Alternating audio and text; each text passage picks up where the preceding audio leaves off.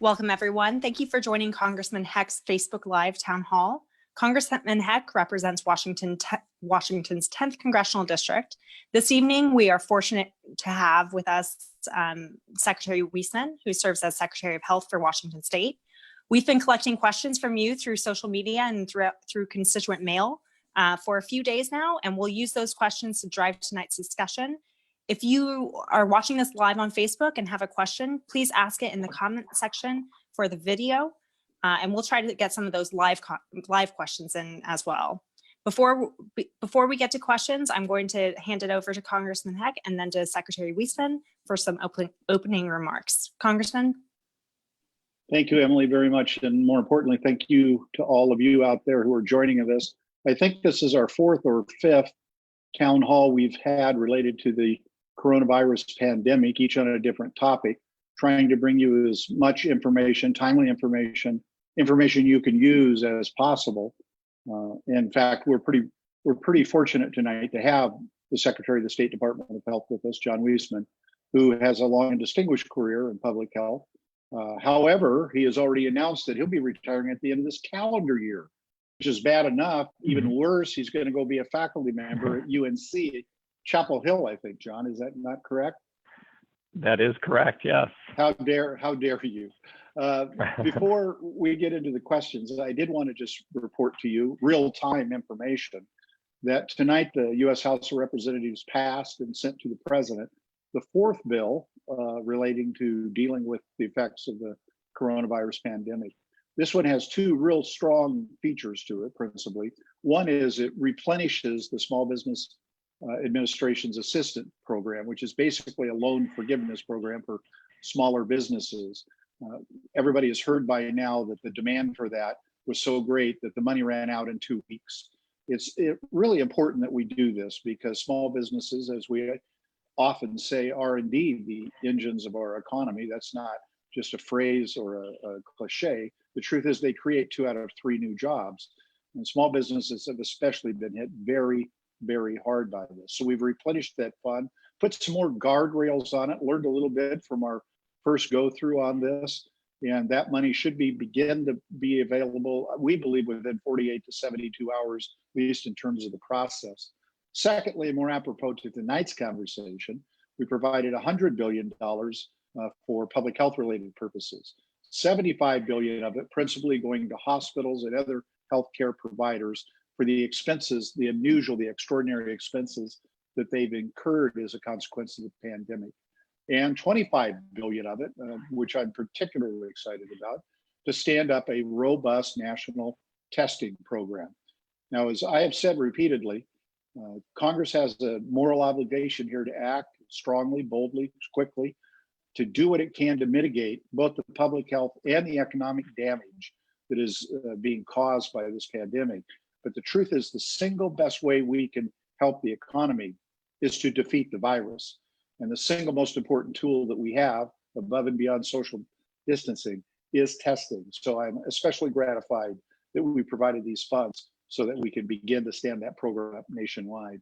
So with that, I think it's time to get into the questions. John, unless you have some opening remarks, we'd be glad to hear from you. And I am so very grateful for your willingness to join us this evening. Great, thanks, Congressman Heck. I really appreciate the invite, and good evening to everyone. Thank you for joining us.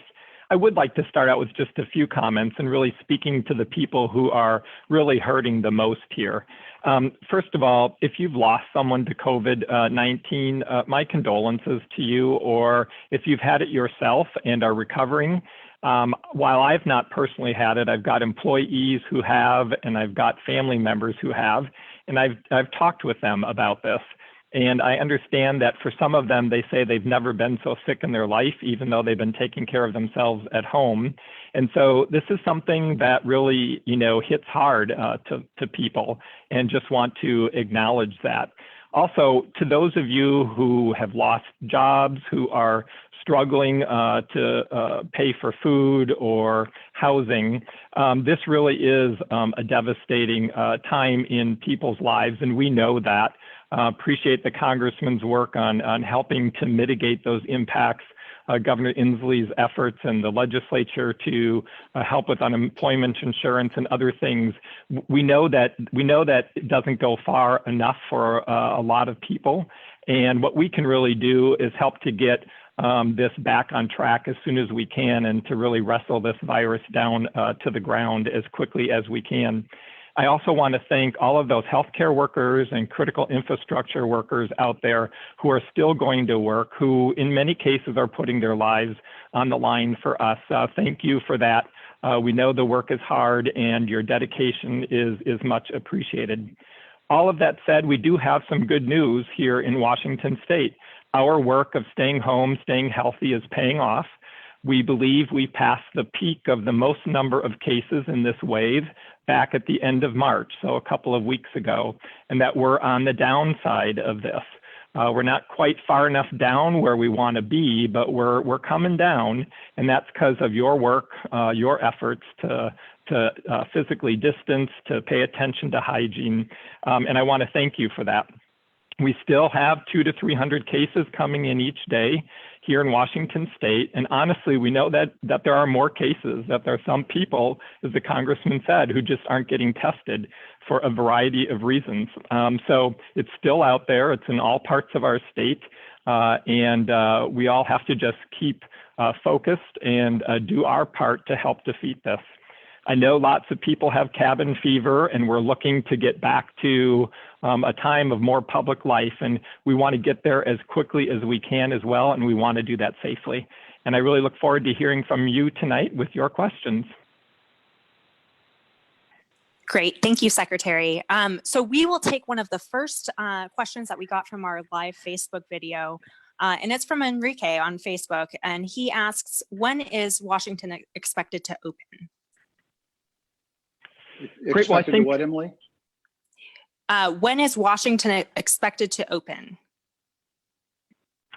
Right, so I think as Governor Inslee said, this is something that we're going to do in gradual phases. Sort of, it's not like flipping a light switch. We're going to turn the dial and bring certain things back on, check to make sure that we're sort of holding steady, and then continue to bring more things on. The governor earlier this week talked about residential construction, for example, hunting and fishing kinds of activities. And so we're looking at data every day and understanding where we are, how many hospitalizations do we have this day, how many people are in intensive care, how many people tested positive today. So we're looking at those numbers and really starting to think about how we can phase these things back in. So that's what I would expect to see, is more of a turning of the dial, checking out that we're staying okay, and then being able to continue to turn the dial. Or if we have to, in some community, if we're seeing a hot spot outbreak somewhere, maybe we need to dial it back a little bit. But hopefully, if we do that, it can be in a more concentrated area rather than statewide. Great. So the next question, this will probably be going to the congressman. So it's from Lance on Facebook. He says, I have been frustrated to see that my federal representatives have been completely silent on the issue of the state getting adequate PPE and test kits. Trump can invoke the War Powers Act to make this stuff appear. Not one of you have loudly insisted that he do exactly that. Instead, you're all letting him get away with everyone has what they need, which is dangerous. Congressman? Well, thanks, Emily. And Lance, thanks very much for the question. It may surprise you, given how you worded it, that I couldn't agree with you more wholeheartedly. And indeed, I've been screaming it from the rooftops. I'm sorry you didn't hear it, but I have been repeatedly in every public forum that I have. Additionally, I even took it so far as to suggest to Governor Inslee, maybe we should adopt a state-level Defense Production Act in order to be able to mobilize the manufacturing needed both for PPE and for tests. Turns out that there are some reasons why that might not be a good solution, but trust me, the amount of advocacy and vigorous advocacy that we have extended to get the president to use the Korean War era Defense Production Act has been very strong, very loud, very consistent from the very beginning.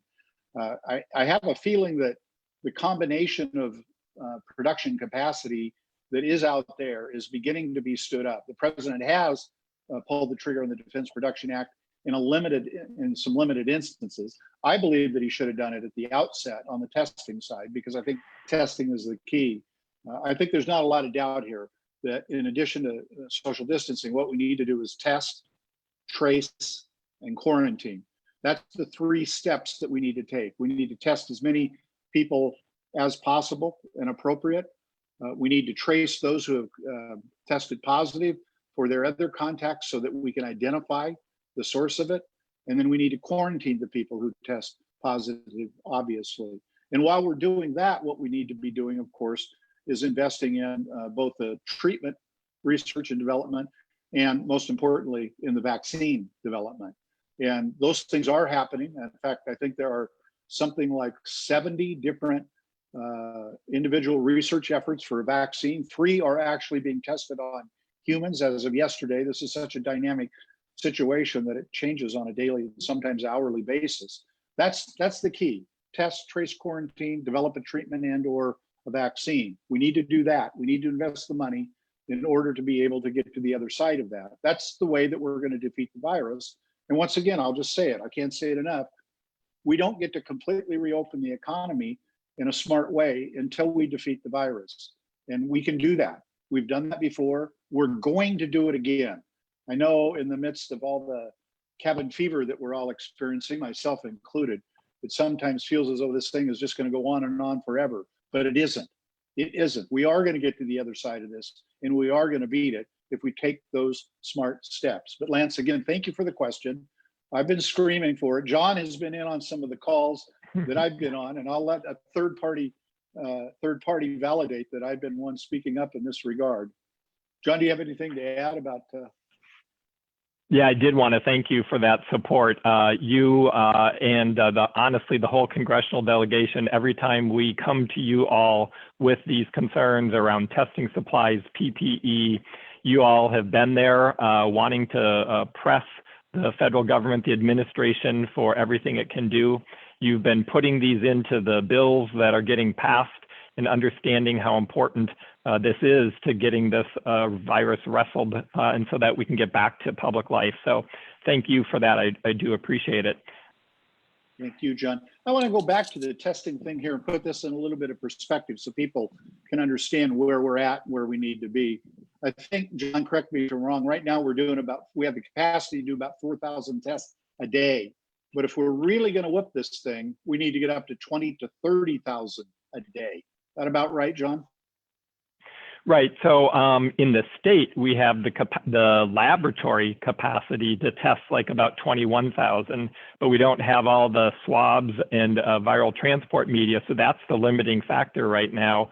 We've been doing about 4,000, 5,000 a day. Recently, that's dropped down to 3,000. So that's not the direction we want it to go in. So we're getting more supplies on the way soon, and we hope to be able to very soon, within the next week, really say anybody who's got symptoms of COVID should be able to get a test in Washington State. That's our goal. We want people to get it. We want them to be able to get it the day or the next day they've got symptoms and get their results in 24 hours. Good. John, maybe you could give a little color to the whole PPE issue. Mostly here we're talking about masks and gowns. There was an early issue about ventilators, but we turned out to be on the positive side of that. Where do you see us as a state in terms of having an adequate supply of that kind of PPE, especially for the healthcare professionals? But, you know, we hear increasingly from others who have the kinds of jobs that expose them to potential danger, not yet being able to access sufficient amounts of PPE. Where is that sit, and where do you see it going? So it's certainly better than it was, but we're a long way from where we need to be. We have been procuring supplies from honestly all over the world, taking every lead we can. And literally, this is global. Folks are making connections all across the world. And the challenge and the reason this Defense Act is so important is we're all competing with each other, trying to get this stuff from outside the United States, and it's kind of like who's ever the highest bidder gets the product. And if you're a little guy out there, if you're a long-term care facility who's independently operated, you don't stand a chance at the moment of getting this. So that's why the state is procuring a lot of these supplies through donations, through purchasing, through outdoor recreation, changing some of their manufacturing to be able to produce some of these. We're all doing everything we can. So the supply is getting better, but it's far, far from where we need it to be. We really, at this point, ideally, we need every healthcare worker in a hospital, a long-term care facility wearing a mask, because this virus, we know now, can be asymptomatic. It can be transmitted when you don't even realize you have it, which means we really need people, those healthcare providers, wearing masks. In our long-term care facilities, in our hospitals, we've stopped visitation because we didn't want people bringing the virus in. But we have healthcare workers who are out in the community potentially getting exposed. We need them protected for themselves and for the patients. And then we talk about critical infrastructure people, right? The folks who are in the cashiers, in our supermarkets and others. You know, really in a perfect world, they would have these masks as well. In the meantime, we're going to encourage that they wear face coverings, whether it's cloth masks like these or a bandana or whatever. So we have a long way to go on getting the full supply that we need. And I'll just also add, for our healthcare workers out there, we're conserving the product. So healthcare workers are wearing a mask essentially for the entire day, and unless it becomes soiled. You know, in usual care, they would wear a mask every time they go into a patient room. So we're conserving supply and still needing a lot more. So, but we're ordering millions. I think we've ordered $300 million worth of these supplies already that are coming in, and then we're getting those supplies out to the first responders, EMS, hospital folks, nurses, long-term care facilities. But so there's progress. It's much better than it was a few weeks ago, but we have a ways to go. Great, thank you. So next question comes from Cheryl on Facebook. Where can we go to get tested to see if we have had or currently have the coronavirus? I live in Pierce County. Secretary Wiesman, would you like to have this first stab at that answer? Sure. So thanks for that question, Cheryl. And the first place really to go is, if you have a healthcare provider, call your clinic or your healthcare provider. See if they're offering testing, if they have a respiratory clinic that you can go to. They may even have a drive-through option for you. And then they can hopefully get you connected up to the right place. If you don't have a healthcare provider for now, call your health department, look on their online and see what they have. We're expecting to increase the number of places that you can get testing as these resources come through, have more drive-through options. So that's for folks who right now think they have symptoms of COVID. In terms of the testing, like have you had it, the antibody test to see if you were exposed a while back, that's still really coming to fruition. The antibody tests out there yet aren't great, and there aren't really many approved at the moment. And so we're looking for those also to come online. And those are probably most helpful for determining, like if you're a healthcare worker or somebody, did I get exposed? It's also just helpful, you know, for your own knowledge. But it's also helpful for potential treatments. So we are using convalescent, so plasma from folks who have been infected and who have gotten over the infection as a potential treatment. So it helps identify folks who might be donors of plasma to be able to help others as they see if that works. So there's a lot in the testing field, but I would start with your healthcare provider first. Great. Another question from Carolyn on Facebook. She's watching live. How can I participate in contact tracing in Washington? John, or Secretary Wiesman, would you like to start? Sure, yes, and feel free to call me John. That's quite all right. You can probably first of all, we're actually setting this up. So go to the coronavirus.wa.gov, how can you help website, and connect in through there. I will tell you on the contact tracing, we are standing up a large number of folks right now. We are activating 750 National Guards people to be trained here by the second week of May. We're training another 300 healthcare volunteers, and we're looking to train a number of state employees as well as part of that workforce. We are, because these are coming in, we are trying to get a centralized place, but for now I would go to coronavirus.wa.gov and go to the how you can help. Great. And to follow up on that, we have Cheryl Selby on Twitter.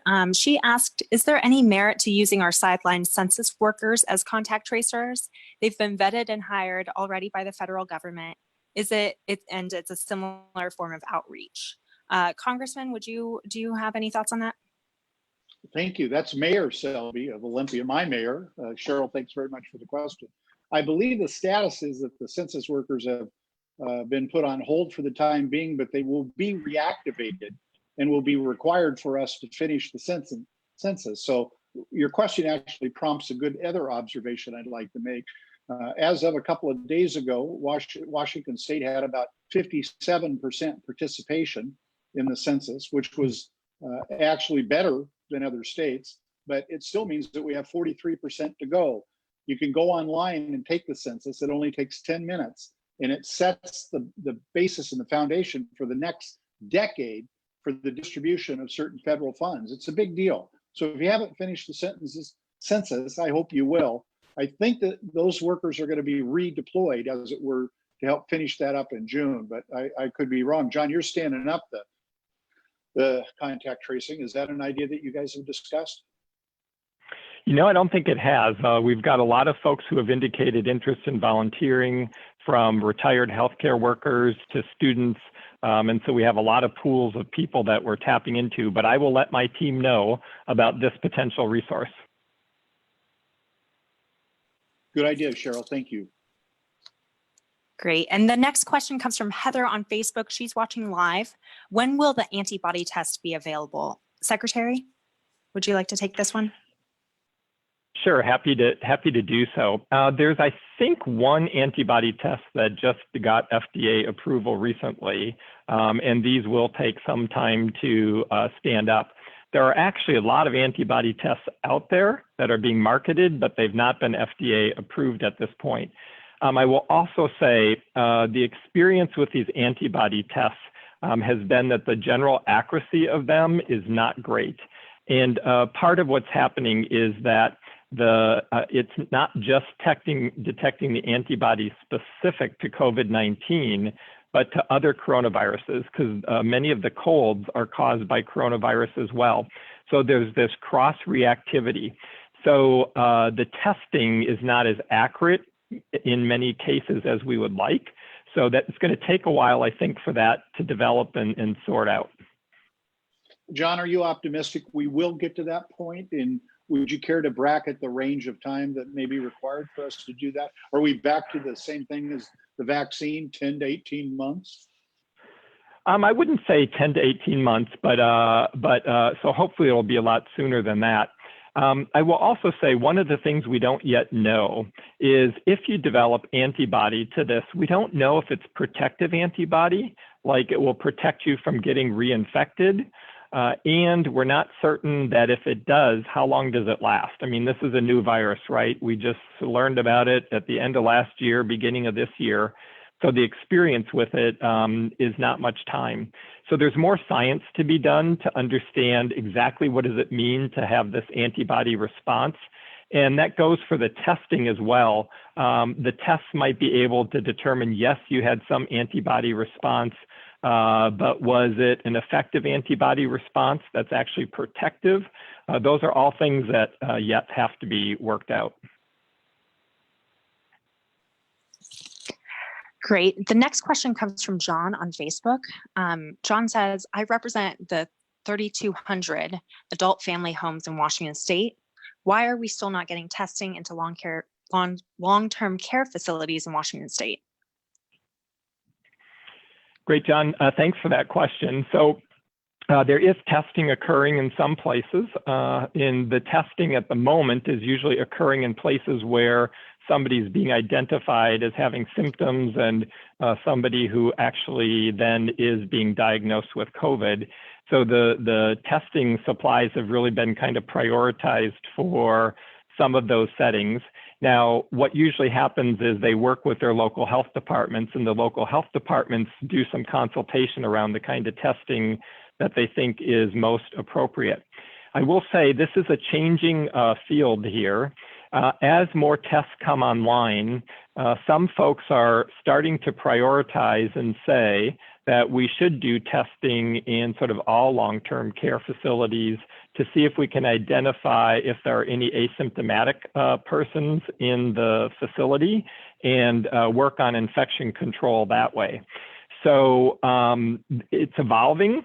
I think that we will get to that day where testing is really happening everywhere at least once, but we're not quite there yet. We're really focusing on those places where there's potential outbreaks and trying to control those outbreaks. And ideally, this gets paired again with that piece about having enough personal protective equipment so that every staff member can wear a surgical mask to try and help prevent any infection from being transferred if somebody unknowingly, is infected. John, I want to thank you for the question too. You've served to underscore again that which we've been saying for a couple of months, which is that we ought to have pulled the trigger on the Defense Production Act for multiple reasons, PPE being one, but testing being the other. That's the key. Testing is the key, and we need to be way more aggressive about it than we have been able to be thus far. Great. I'm going to shift away for the next question. Lori Lee on Facebook is asking if a disabled veteran or anyone on SSDI has not received their stimulus money yet, what do we do? Congressman, I will let you respond to that, but I just wanted to also note our district office phone numbers. We have caseworkers who are ready to help anyone who's having issues with a federal agency. That office number is 360-459-8514, or you can also call our Pierce County office at 253-533-8332. Congressman, do you have anything to add? Which were the categories that they were asking about? A disabled veteran or anyone on SSDI. Right. Well, fortunately, Emily, you're on this phone. And I believe the very able Rena Woofing, also of our staff, is on this line as well. I believe that if they are on SSDI, that will be done for them automatically. And the reason I'm making that observation is that when we began this journey, it appeared as though that they would have to submit some paperwork, but I think that was changed in the process. But I think Emily makes the most important point. If you know somebody in any situation that was entitled to one of the $1,200 payments, then by all means call one of the two numbers that Emily shared with you, because we have a couple of people on staff whose very purpose in life is to help cut through red tape on behalf of the good citizens of the 10th Congressional District. Their names are Rebecca and Tina, and they're really, really good at what they do. So please call if you're having any trouble whatsoever. Great. Shifting back, we have a question from James on Facebook. He is watching live. I see county and city construction workers employed in Tacoma and in the county doing non-essential work, and private small businesses not allowed to work. Why is that? Right, well, thanks for that question. So construction projects really have been focused on those that are sort of having a public benefit in the sense of needing to get housing built or other things. We've gotten a lot of feedback about this. I know that in Washington State, we took a sort of stricter approach to this at the moment. And the governor did this in part trying to get as many people as we could to stay home, stay healthy, try to get that virus wrestled down to the ground. As I said earlier, the governor on Tuesday talked about retaking a look at the residential construction, and I would expect some additional action from him in the next days or a week or so, talking about that. I think we're all anxious to want to get everybody we can back to work in a safe manner, in a phased approach, and we certainly want to take a look at the economy, understand what are those big drivers to the economy, and get those back up and running as quickly as we can. And personally, from my perspective, looking at those folks who have been most hurt by this, who have the least resources, and figuring out how can we get those folks back up as quickly as we can. So I'd say watch for some more news on that soon. I'll be more, I guess it is, blunt about it. I'm going to be very surprised if at least residential construction isn't a part of the governor's first turn of the dial. I could be wrong, and he hasn't told me one way or another. I'm just kind of trying to piece together the evidence based on what he says his thinking is and the steps that he hopes to make incrementally. But I think, at least as it relates to residential construction, that'll be one of the first things that is resumed. Great. Next question comes from Heather on Facebook. She is watching live. How do you see this changing how our state responds to these events in the future? Will we be storing PPE so that we don't face this again? Will OSBI have an alternative school plans in place going forward? So I don't think there's any doubt but that it is going to change us. To put this a little bit in perspective, what we're experiencing right now isn't a 100-year flood. In effect, it's a 500-year flood.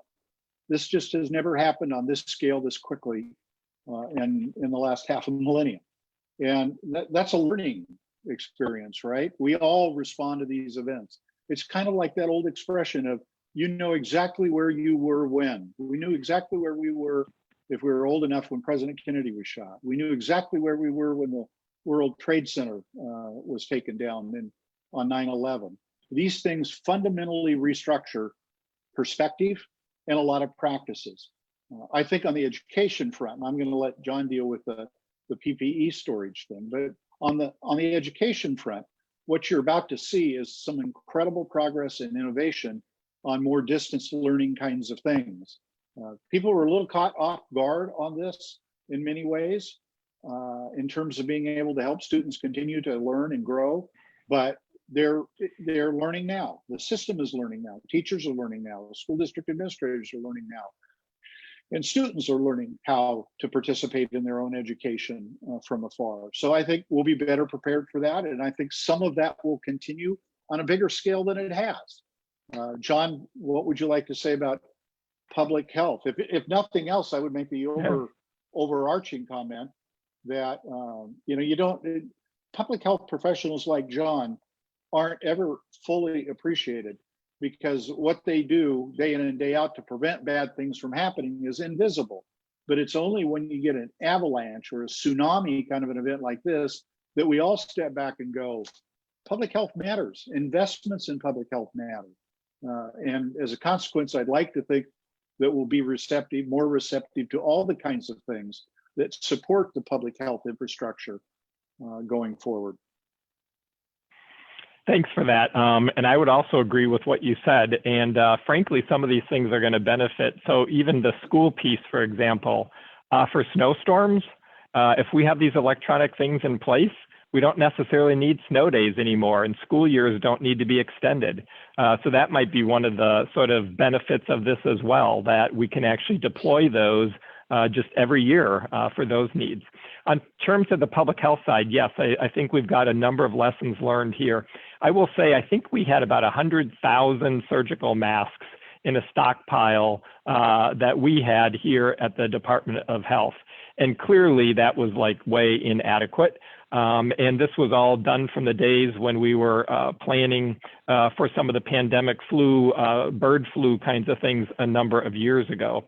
I think what we'll see are probably larger stockpiles, and stockpiles that get managed in a way that the inventory gets turned over, because one of the downsides, if you just stockpile something, there is an expiration date on these things. And that's exactly what's happened to a lot of our stockpiles.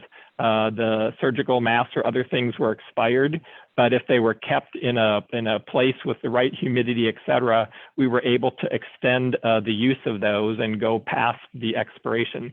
I think we'll see those larger stockpiles where we actually turn those over with the regular distribution system so that they're not expired, so that we always have those ready. But I also think that it's probably difficult to stockpile enough for something long-term like this. But what makes sense, and I think what we've learned is, gosh, in advance, let's figure out which manufacturers could actually retool so that we know in advance and that they have plans to retool. So I think those combination of things will be some of the lessons we've learned out of this, and hopefully we've learned them and we'll put them into place. Great. Next question comes from Alice on Facebook. She actually has two questions. So the first one she directs to the Secretary of Health. Could you share some data you use to determine how to allocate sufficient resources in the areas that need it? And the second question is actually from her teammate. So her teammate says the lack of complete race and ethnicity data is a critical information gap in the current COVID-19 pandemic response, locally and statewide. The lack of clear data on testing and ethnic categories is shady and lacks reliability. Why is that? Secretary Wiesman, would you like to take a first crack at this? Yeah, absolutely. And thanks for those. Those are both very insightful questions. In terms of area of resources and where they go, one of the things we look at is we've got an ordering system in place through emergency management where folks who are not able to get the resources they need work through emergency management to indicate that they're running short on supplies, et cetera. And so then we do through that process an attempt then to get the resources that they need. So folks start like with masks and gowns, ordering from their normal vendors and try and get it from their normal vendors. We've had to very quickly put in dashboards and ways of gathering this information from our hospitals and other healthcare entities to be able to get a line of sight into that. That's probably another one of those learnings that we're going to have, is that we have to have these tools ready to go so we can turn them on when they're needed, as compared to building them as we go. In terms of the race ethnicity data, the way we've been collecting this now is really not adequate. When folks get tested for COVID, a lab, a sample or a lab sheet is put together, patient's name, hopefully the address, and some contact information. I say hopefully because we're actually receiving a number of these from labs where the address isn't even on there. It's just a patient name. It would be really helpful to get the race ethnicity data on there as well. The way we're getting it now is when we get somebody who's tested positive and we get the name at the health department, there's the follow-up with the person. We do a case interview, find out when they develop symptoms and who they've been in close contact with. It's at that time that we're trying to gather the race and ethnicity data. So I know how critically important this is to have these data. I will say it's a challenge for folks to gather all that, submit it even when they're not submitting addresses, for example, even though it's required by law. We are looking, and I know that we've had organizations ask the State Board of Health, as the State Board of Health is updating their rules around reportable diseases, that race and ethnicity now be a required element. So the Board of Health will take that up, and certainly I support that from the right place to be gathering that information. It's critical. It's critical for us to understand how disproportionately impacted people might be. And so I'm committing to you that we will keep on working on this to get better data. So the only thing I would add to what John said is Well, first of all, thanks for the question. It really is a very important question because while the data that has been coming in has been incomplete and a little bit varied in its quality, we already know that people of color, in particular African Americans, are being disproportionately impacted by the virus. And that probably says a whole lot more than just that they're being disproportionately impacted by the virus. But you'll be pleased to know that the bill that we passed today does have increased requirements for reporting exactly along those lines. Thanks again for the question. And one of the things, if I might just add, you know, this virus and viruses like it point out all the weaknesses in our systems. They show where the folks who have had least healthcare access, the least best health, are more likely, you know, to become infected just by their physical health conditions. We know that in our like long-term care facilities where, you know, we might not be paying the best wages and there's a lot of staff turnover and the attention to infection control and all that training, which has to be kept up, you know, current, that's challenging for folks in those environments. So I hope when we come out on the other side of this, which we will, as the congressman said earlier, that we're going to take these lessons and we're going to really think hard about what system changes we need to make.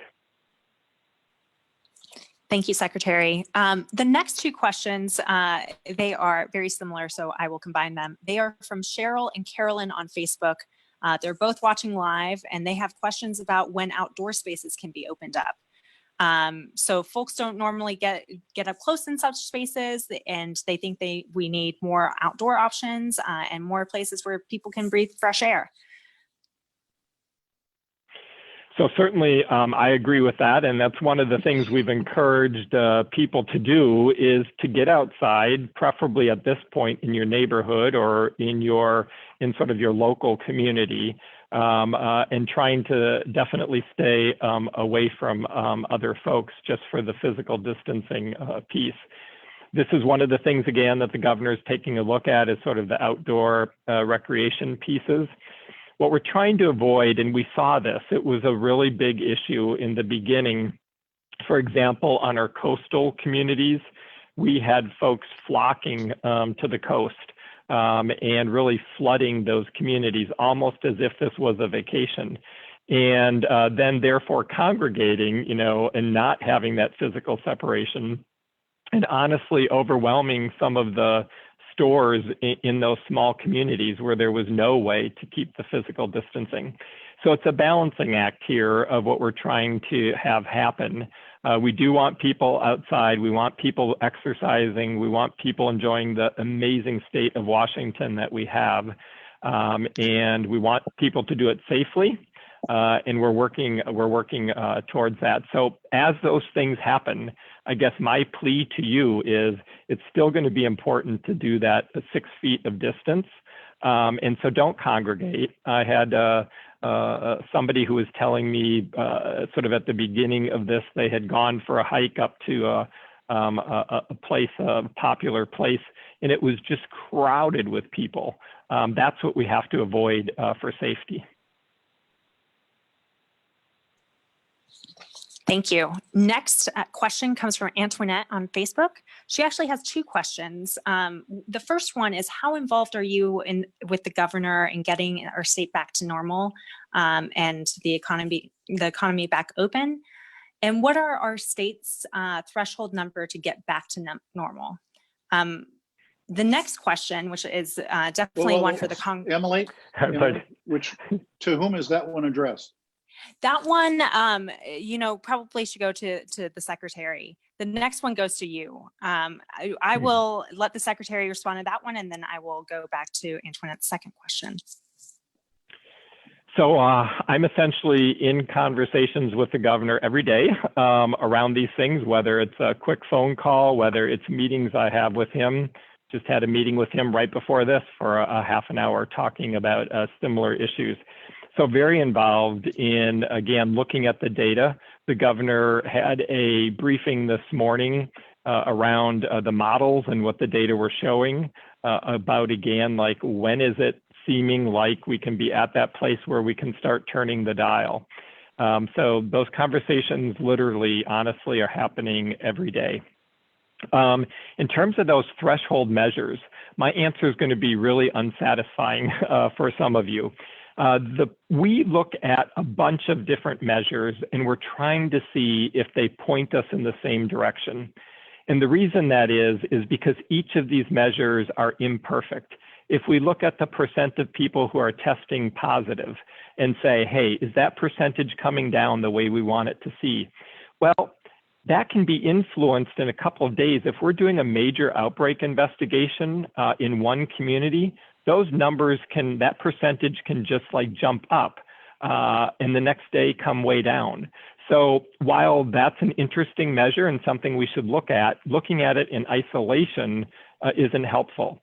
I mentioned earlier, we're looking at the number of hospitalizations a day. That's a more for COVID with a COVID diagnosis. That's a bit more stable measure. It is a measure that says, hey, this happened about probably 2 weeks ago, because if it takes 5 days maybe to develop symptoms from the time of onset, and most people who need hospitalization, it's like another week after that. So those data that we're looking at are essentially infections that occurred 2 weeks earlier. But knowing that helps us understand, well, 2 weeks earlier, this is, how severe it seemed to be. And that's a good measure, because if you're really sick enough to go to the hospital, you're going to go to the hospital. So that's another measure that we're looking at. And we're looking at measures around how many cases are reported a day. But again, if we start increasing testing, which we want to do, we're certainly going to find more cases. So if we just say that number has to come down, which we would like it to, but now all of a sudden we're testing a much larger pool of people who should have always been tested, and that number goes up, well, I can't just rely on that. So this is why it's very unsatisfying. I know everybody wants to know the very measures we're using, but from our perspective, we're trying to look at all the data and say, hey, is it getting us in the same place? And that's how we're sort of making the decisions at this moment, just because there's no great 1 or 2 measures that we can just rely on. And as the congressman also said, we're looking at things like testing. What's the availability of testing? Are we getting PPE out to all those healthcare providers who need it? And where are we with the critical infrastructure folks? And then does the public health system have enough people to do this contact tracing that's going to be so important? Because as we shift from saying everybody stays home and stays healthy, and we shift to this place of those people who are infected or who are close contacts, we've got to have that system as tightly as we can so that we can contain or suppress this virus and not jump back. The last thing we want to have happen is that all this work, all the sacrifice people have made over these weeks, the people who have lost jobs, the people who now are unemployment insurance, we don't want that to have been for nothing. That would be just really, really detrimental to everyone. So you can do your part for the moment by staying home and staying healthy and helping us bring that viral load down. I think it's worth reminding people what happened 102 years ago. And as the great historian George Santana once said, those who fail to learn the lessons of history are doomed to repeat its mistakes. I'm paraphrasing. But in 1918, at the conclusion of World War I, and we had been through the Spanish influenza epidemic, which killed millions of people worldwide, people had a great pent-up desire to have more social contact. And they took to the streets to celebrate the end of World War I. They didn't do it everywhere, but they did it very fully in Philadelphia. I believe they canceled the ticker parades in Boston and New York. Well, what we could have predicted happened. Namely, the flu exploded again. And the economy that took the longest to recover was Philadelphia, where they started that, where they went back out on the streets and it exploded again. And in fact, the second wave of the Spanish influenza was way more deadly than the first one. So we should remember the lessons of history.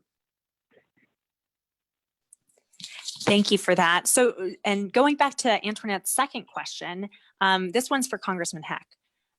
So she asks, have you seen the bill proposed by your fellow colleagues from Ohio about the 2,000 monthly relief package? And can you give some insight as to the progress or possibility of it passing the House and Senate?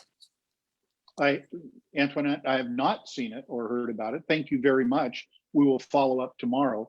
There are a lot of different proposals on how it is that we can go about mitigating the impacts on households and families from this thing. And that sounds like one that's certainly worthy of exploring.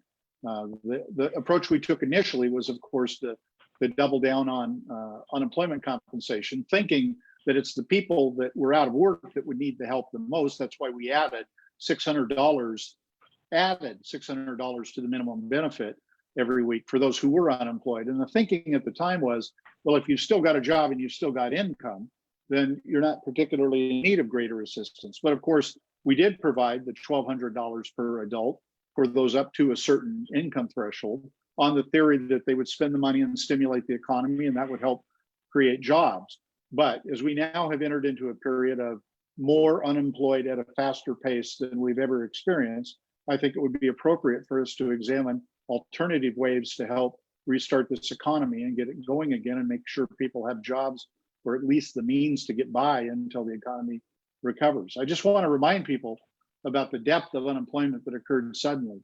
Not this week, but in the 2 previous weeks, there were 10 times in each of those 2 weeks, 10 times the number of unemployment applications filed nationally as the highest week in the Great Recession. And then, of course, today we added last week 4.4 million more to that. So we have very deep unemployment. And the question is, how can we keep it from going any deeper? And how is it that we can recover as fast as possible? Thank you for the question, Antoinette. Okay, next question comes from Brandy on Facebook. Brandy is watching live. How can dental offices open for non-emergent treatment when we do not have proper PPE and cannot maintain social distance or control aerosols? How can we protect ourselves, our families, and our patients? Secretary, would you like to take this one?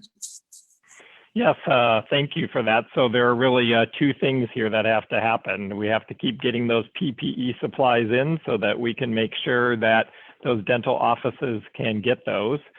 We have competing demands here too. You know, we've delayed sort of these elective surgeries. And so as we start bringing elective surgeries on, they're also going to be needing the PPE supply. And the piece in terms of helping to protect the dental folks, this is where we all come in again.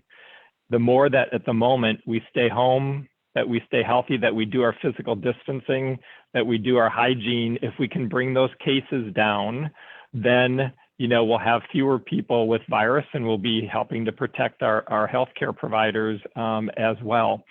So knowing that the dental profession has a number of challenges, I really look forward to the Dental Association too, helping to think through what are going to be those best practices in a dental office to keep people safe. PPE is obviously one of those.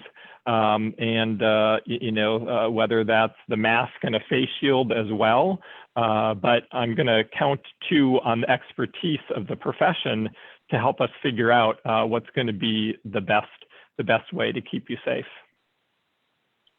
Thank you for that, John. Brandy, thank you for the question. I can't imagine anybody more exposed or vulnerable to contracting the virus than somebody who's crawling around in somebody else's mouth trying to help them with their dental hygiene. So thank you for what you do. Count on a lot of people to fight very hard to make sure you have the PPE you need. Great. The next question is going to come from Therese. She actually wrote in via constituent mail, and she's concerned about some statements that we must implement a long-term strategy towards containing the virus that involves aggressive testing and tracing. She does not consent to acts such as someone coming into her personal residence and forcibly conducting testing on her and her family. Secretary Wiesman, would you like to respond to that? Yes, I would. Thanks. So I think when we use the term aggressively, we mean a very comprehensive system that is available to everybody, and that we're doing our best to make sure anybody who wants it avails themselves to that. So, and that was a good lesson for me, because I think I'm one of those who's used the term aggressive. And I don't mean it in the sense of forcing into people's homes.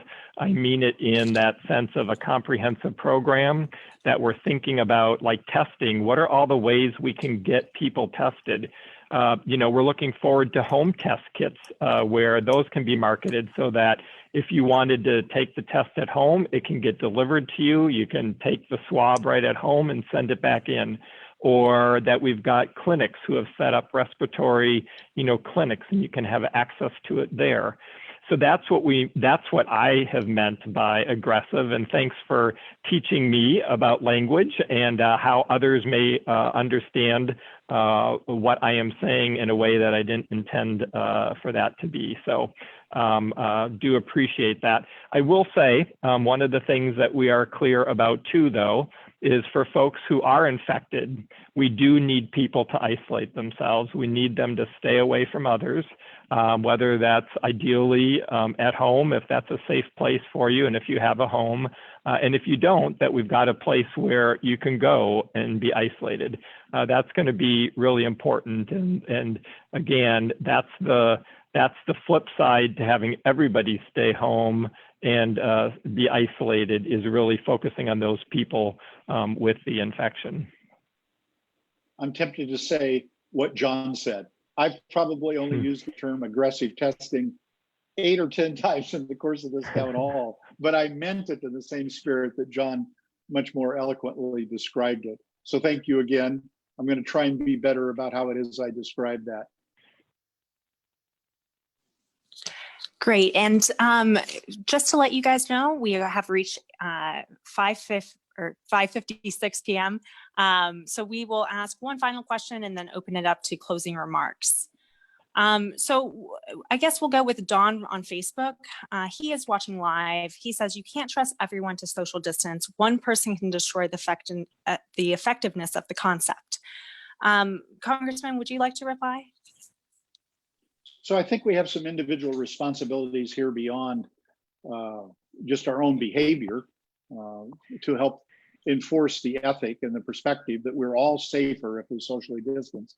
I'm reminded of a committee meeting I was in early this morning. It was a caucus of House Intelligence Committee members.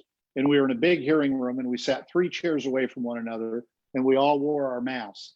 And one of the members came in and he lowered the mask and to talk and to breathe. And one of my colleagues that was sitting between me and the person who lowered the mask turned to him and said, "Put your mask back on, please," which he immediately did. It turns out that the person who admonished him to do that is a retired chief of police, and she doesn't cotton to not following the rules, as it turns out. So I think we have a responsibility to gently and diplomatically make sure that we're reminding our family members and our neighbors that this is what keeps us all safe.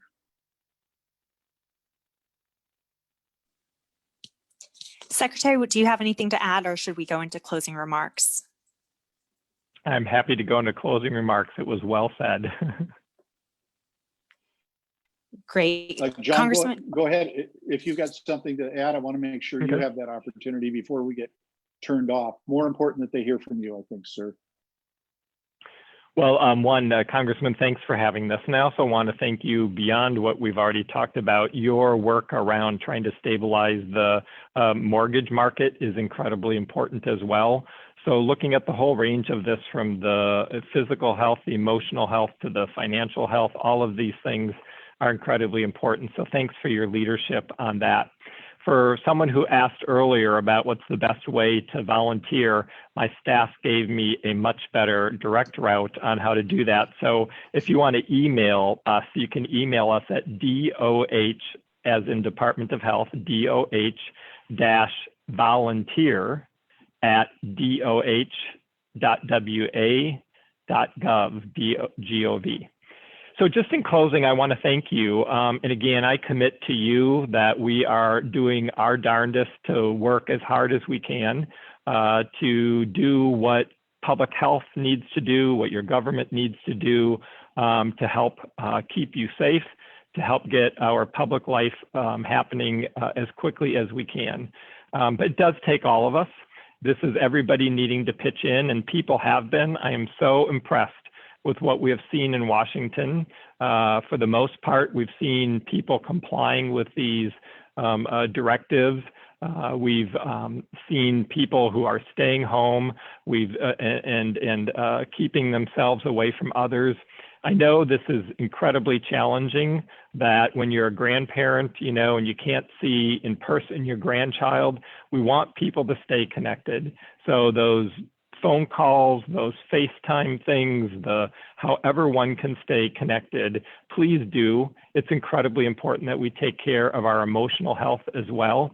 You know, we used to call this social distancing. And one of the things I learned from this is that is not what we're talking about. We're talking about physical distancing while trying to stay connected to people. So I hope you stay connected. I hope you reach out to people. I hope that you think about sending someone a postcard if you have it, saying you're thinking of them, that, you know, you do a phone. I've been calling people who haven't called in a long time just to say hello. So connect with people, get out, get some fresh air in your neighborhood, do it safely, and we'll all get through this together, and we will look forward to the future. Thank you. And for my part, thank you, John. Thank you for being here. Thank you for the incredibly hard work you and your entire team are performing every single day. Thank you to all of you out there who joined us tonight. I'm sure that we will have another town hall meeting just like this to discuss another topic. I guess my two parting comments would be, I think it's important that we remind ourselves to appeal to our and to our neighbors' better angels. We're living through a tough time. There's a lot of stress. People are really challenged. And it would be easy to give in to fear, because this is a frightening circumstance in many ways. All the more important to appeal to our better angels. And secondly, as I said initially, I know we're going to get to the other side of this. We've been through a lot as a country, just in my lifetime. We're going to get to the other side of this. And when it feels like it will go on forever, remind yourself, we will get to the other side of this. Thanks again for joining us. Great. So thank you for joining us. We hope to have another one of these soon.